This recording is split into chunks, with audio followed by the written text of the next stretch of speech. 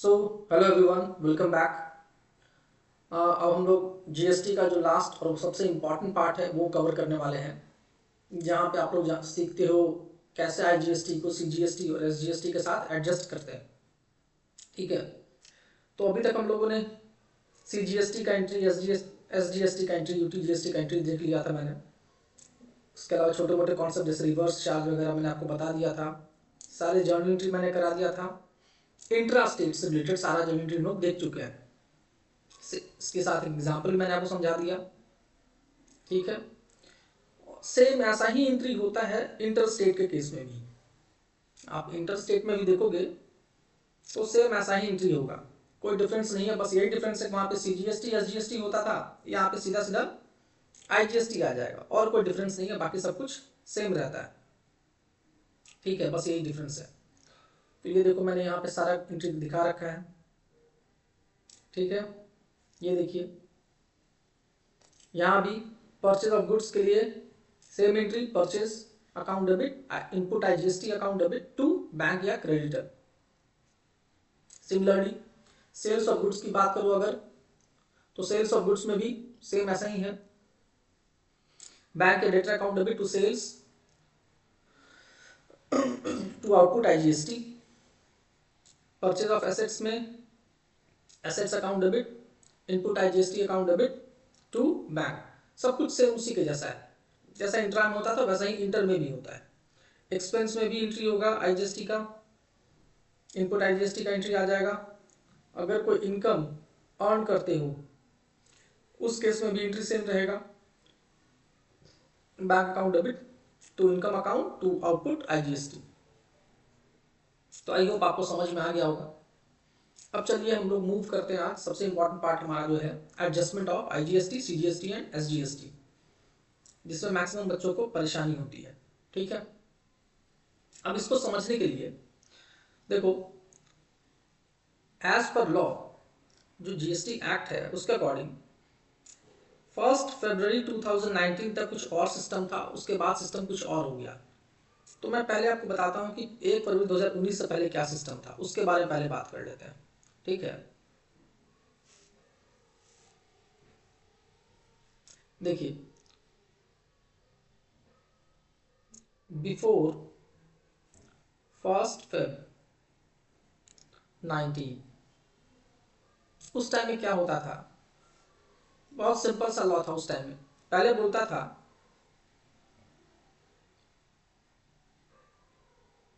जैसे ये मान लो इनपुट जीएसटी है और इधर आउटपुट जीएसटी है। ठीक है, एक तरफ इनपुट है, एक तरफ आउटपुट है। अब इसी में 3 कैटेगरी है हमारे पास, एक है आईजीएसटी, एक है सीजीएसटी और फिर है एसजीएसटी या यूटीजीएसटी भी कह सकते हो। वैसे सेम यहाँ भी है, आईजीएसटी, सीजीएसटी और एसजीएसटी। पहले क्या था कि जो इनपुट जीएसटी है वो अपने अपने आउटपुट जीएसटी के साथ पहले एडजस्ट होगा। पहले ये रूल था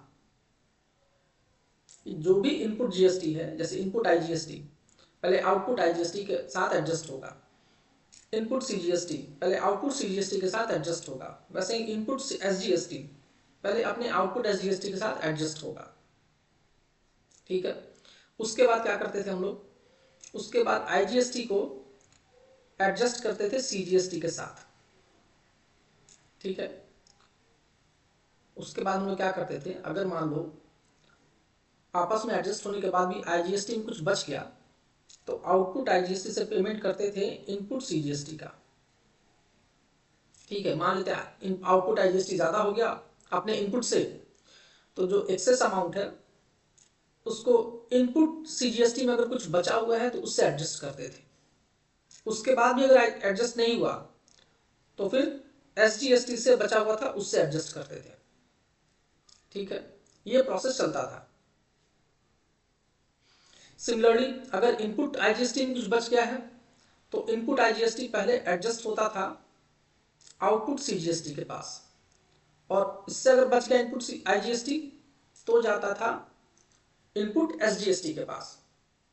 ये प्रोसेस चलता था, ठीक है। इसी बात को मैंने यहाँ पे नोट कर लिया, वो भी मैं आपको पढ़ा दूँ। यहाँ पे देखिए क्या बोलता है, from before 1 February 2019, first of all output IGST was adjusted against input IGST, पहले आपस में एडजस्ट होते थे। Output CGST adjusted against input CGST, output SGST adjusted against input SGST. thereafter excess input IGST or excess of output IGST adjusted against remaining amount of CGST and balance to SGST। ये rule था पहले, ठीक है। उसके बाद क्या हुआ, from 1 February 2019 से रूल चेंज हो गया। अब मैकेनिज्म बदल गया। अब गवर्नमेंट ने कहा नहीं, सबसे पहले आप आईजीएसटी के साथ ही एडजस्ट करोगे, उसके बाद ही सीजीएसटी और एसजीएसटी को प्रेफरेंस वो देता था। तो देखिए क्या बोला अब ये क्या बोला, जो नया रूल बना उसमें बोला कि नहीं,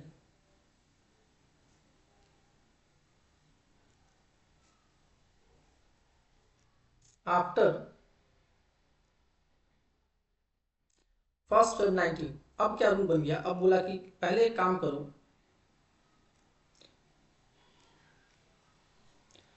सबसे पहले इनपुट आईजीएसटी को एडजस्ट करो आउटपुट आईजीएसटी के साथ, ठीक है। उसके बाद इनपुट सीजीएसटी को भी एडजस्ट करो आउटपुट आईजीएसटी के साथ अगर बचा हुआ है तो। इससे भी अगर आउटपुट आईजीएसटी पूरा नहीं पड़ा तो इनपुट एसजीएसटी से एडजस्ट करो आउटपुट आईजीएसटी को। मतलब सबसे पहले आपको आईजीएसटी आउटपुट आईजीएसटी को एडजस्ट करना है, पहले आईजीएसटी के साथ, फिर सीजीएसटी के साथ, फिर एसजीएसटी के साथ। इसके बाद अगर बच गया बैलेंस तो सीजीएसटी का बचा हुआ अपने आउटपुट को एडजस्ट करेगा और एसजीएसटी का बचा हुआ अपने आउटपुट को एडजस्ट करेगा। ये रूल बनाया गया। इसका उल्टा भी बिल्कुल सेम है। अगर मान लो इनपुट आईजीएसटी ज्यादा हो जाता है, अपने आउटपुट आईजीएसटी से ज्यादा हो जाता है और कुछ सरप्लस बच जाता है, मान लीजिए अगर रूल ऐसे बदल गया, ऐसे हो गया कि मान लेते हैं इनपुट आईजीएसटी आउटपुट आईजीएसटी को एडजस्ट करने के बाद कुछ सरप्लस बच जाता है, तो ये पहले किसको एडजस्ट करेगा, ये पहले एडजस्ट करेगा सीजीएसटी को। उसके बाद भी अगर बच गया तो एडजस्ट करेगा एसजीएसटी को।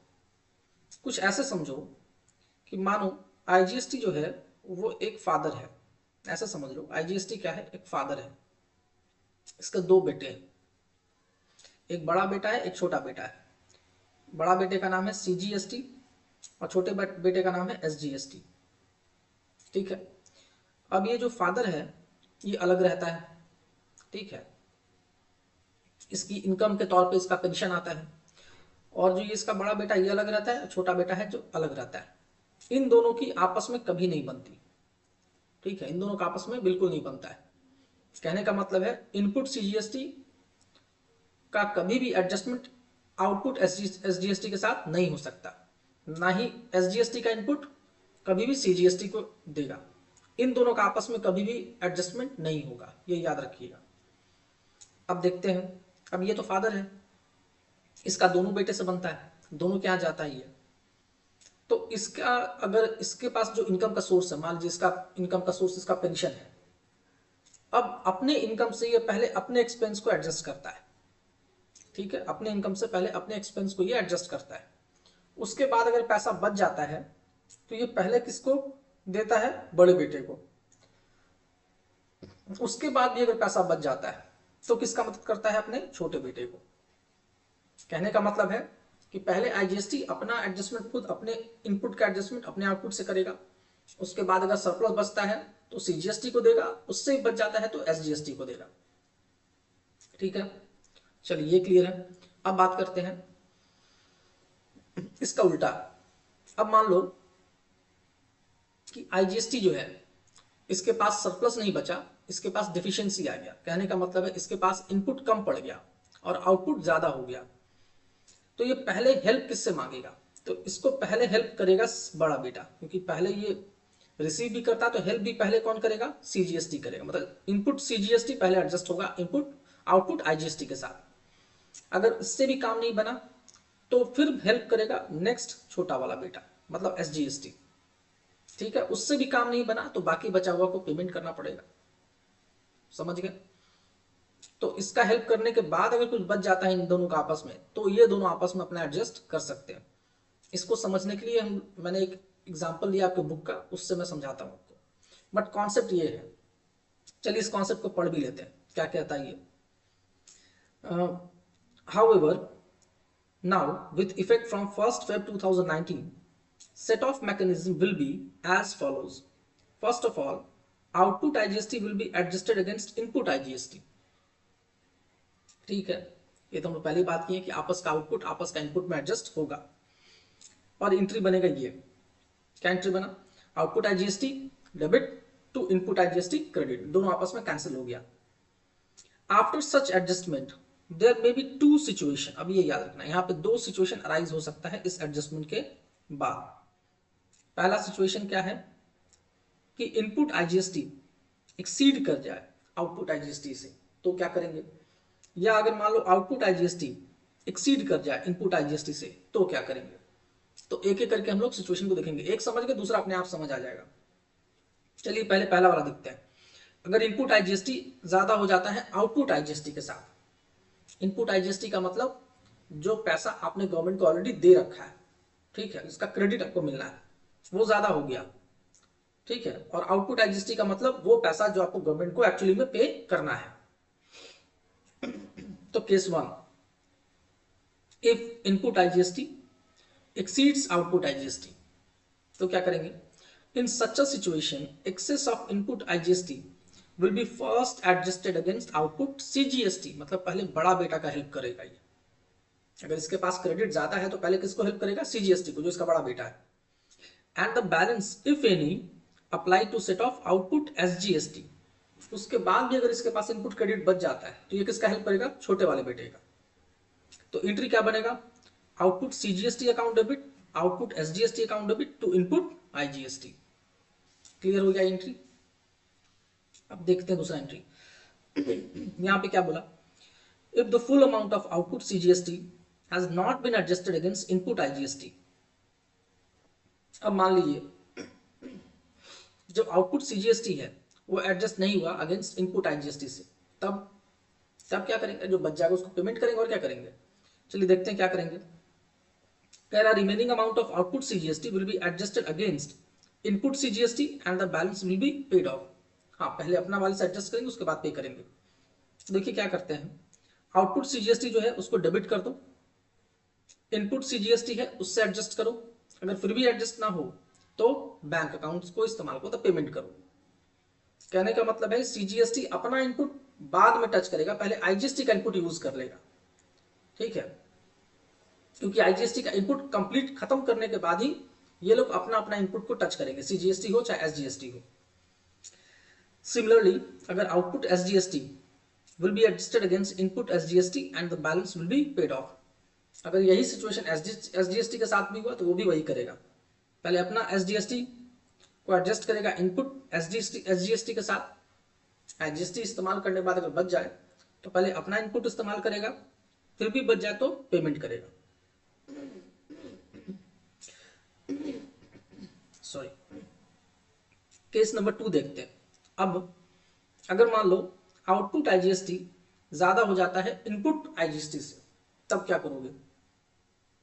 If output IGST exceeds input IGST, अब तो यहाँ पे IGST का खुद का इनकम पड़ गया, तो वो क्या करेगा, तो पहले किससे मदद मांगेगा, बड़े बेटे से, उसके बाद किससे, छोटे बेटे से।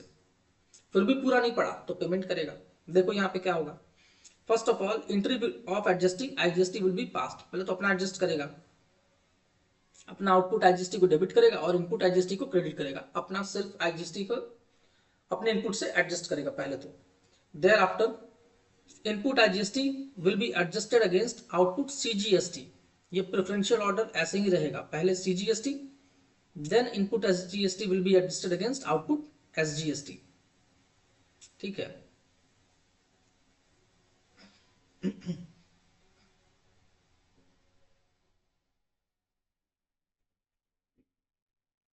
देखिए एंट्री क्या बना इसका,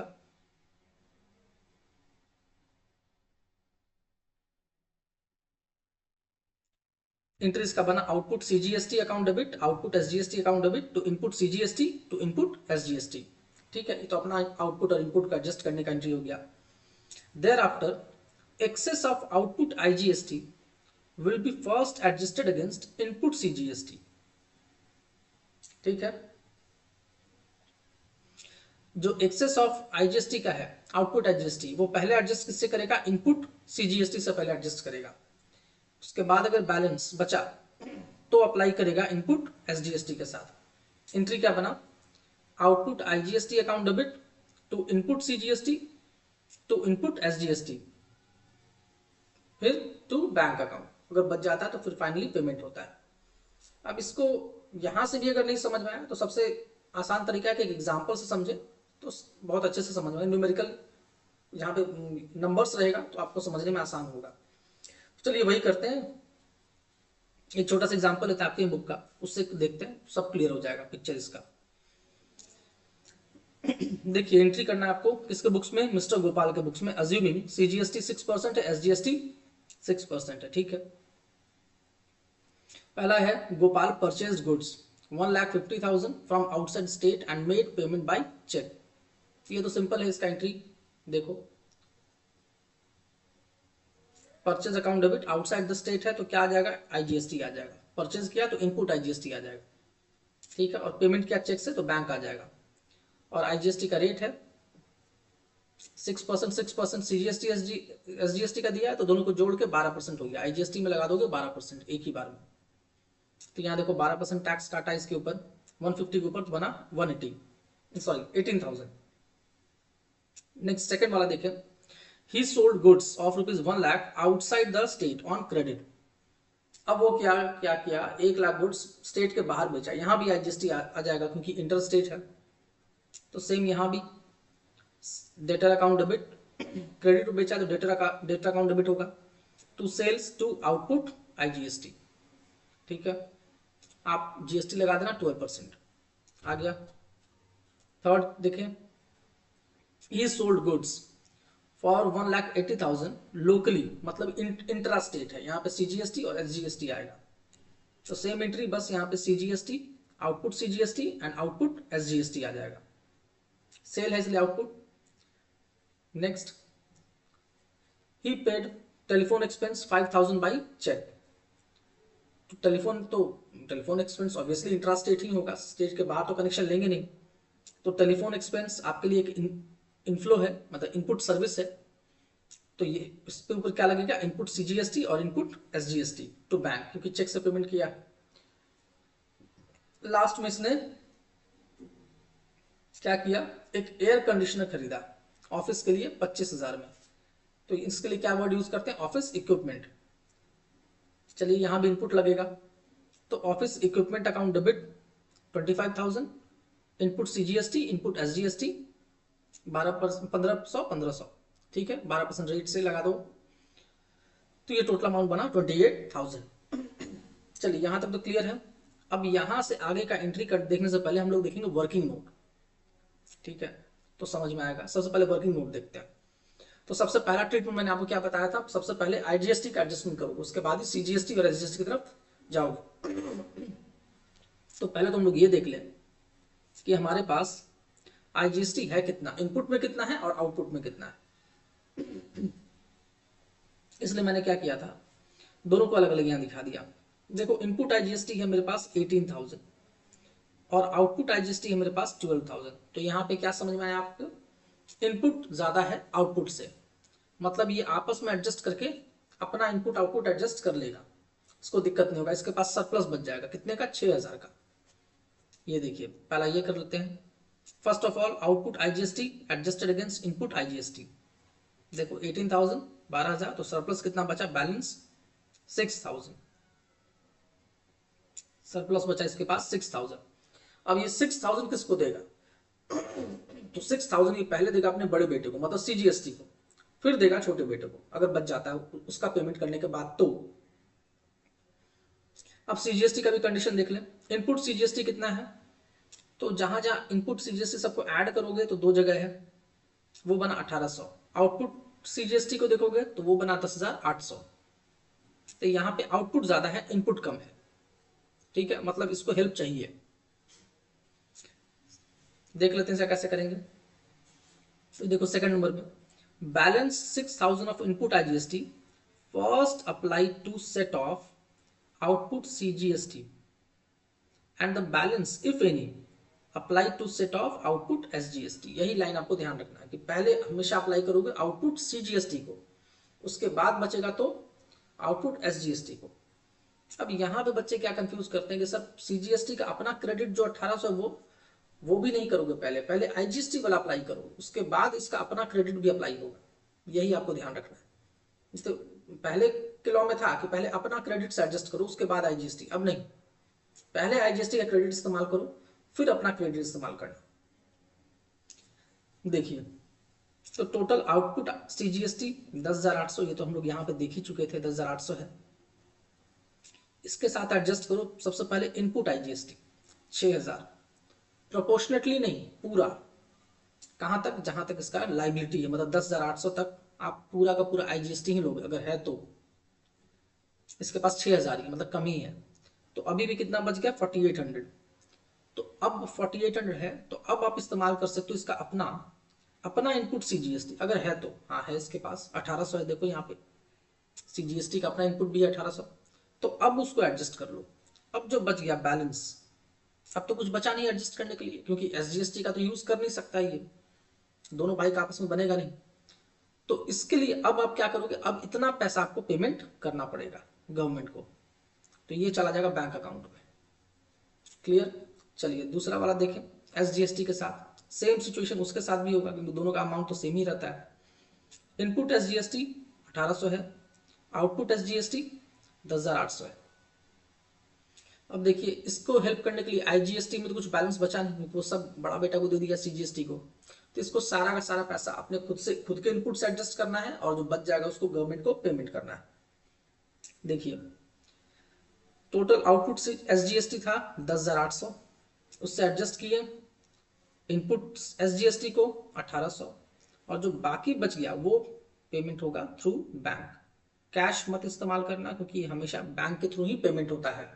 अब ऐसा लॉ क्यों बनाया गया, क्योंकि सेंट्रल गवर्नमेंट का लॉ है, तो सीजी पहले अपना एडजस्टमेंट करती है। आईजीएसटी भी सीजी का है और सीजीएसटी भी सीजी का है, तो वो कहती नहीं पहले मेरा फंड एडजस्ट करो, स्टेट वालों का बाद में देखा जाएगा। ठीक है, यही थॉट हुआ होगा लॉ मेकर का, इसलिए ऐसा बनाया गया।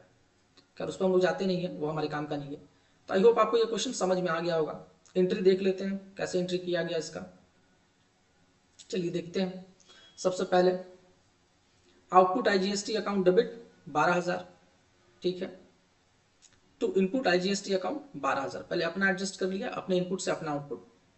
फिर आउटपुट सीजीएसटी अकाउंट 10,800 देना था, इनपुट आईजीएसटी एडजस्ट हुआ 6,000, इनपुट सीजीएसटी एडजस्ट हुआ 1800, टू बैंक अकाउंट 3,000।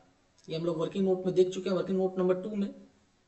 ठीक है, नेक्स्ट लास्ट आउटपुट एसजीएसटी को डेबिट करो 10,800 सेम, बट यहाँ पे आईजीएसटी तो बचा नहीं है, तो ये पहला अपना इनपुट एसजीएसटी से एडजस्ट करेगा 1800, और जो भी बच जाएगा वो पेमेंट करेगा बैंक के थ्रू 9,000। ठीक है, तो आई होप अब आपसे जीएसटी का क्वेश्चन बन जाना चाहिए, क्योंकि रिविजनरी वीडियो के तौर पे इतना ही काफ़ी है। अब इससे डिटेल में जाएंगे फिर तो पूरा प्रॉपर क्लास ही हो जाएगा। तो ऑलमोस्ट मैंने सारे पॉइंट्स आपको रिवाइज करा दिया, अब दिक्कत नहीं होना चाहिए। आप कोशिश करिएगा, आपका बन जाएगा। नहीं होता तो इसी वीडियो को 1-2 बार देखिएगा तो भी आपका कॉन्सेप्ट क्लियर हो जाएगा। ठीक है, सो थैंक यू। आप कमेंट करके बताइएगा आपको कैसा लगा।